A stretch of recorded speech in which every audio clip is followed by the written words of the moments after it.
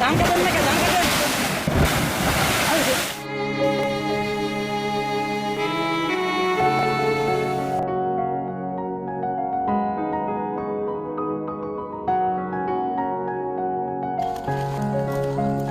পদ্মাপাড়ের জেলা রাজবাড়ী, আদর করে যাকে ডাকা হয় পদ্মা কন্যা। নাম যতটা আদুরে, এ জেলার প্রতি পদ্মার আগ্রাসী রূপ ততটাই ভয়াবহ। প্রতি বছর পদ্মার ভাঙনে নাস্তানাবুদ হয়ে পড়ে জেলার প্রায় ৫৭ কিলোমিটার নদী তীরবর্তী এলাকার মানুষ।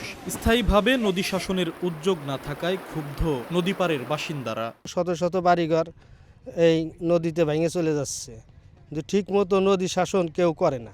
আমরা চাই নদীতে একটু বাইরে দিক, শাসনকে দিক, আমরা স্থানীয়ভাবে বসবাস করতে পারি। ৫১% মানুষের প্রধান পেশা কৃষি। সারা দেশে মোট উৎপাদিত পেঁয়াজের ১৪% উৎপাদন হয় এ জেলায়। পাট উৎপাদনেও দেশের মধ্যে শীর্ষ অবস্থানে রয়েছে রাজবাড়ী, যা জেলার অর্থনীতিকে সচল রাখছে।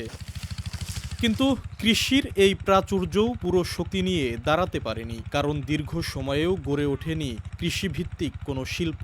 ফলে নিশ্চিত হয়নি পণ্যের ন্যায্য মূল্য, সৃষ্টি হয়নি কর্মসংস্থানেরও।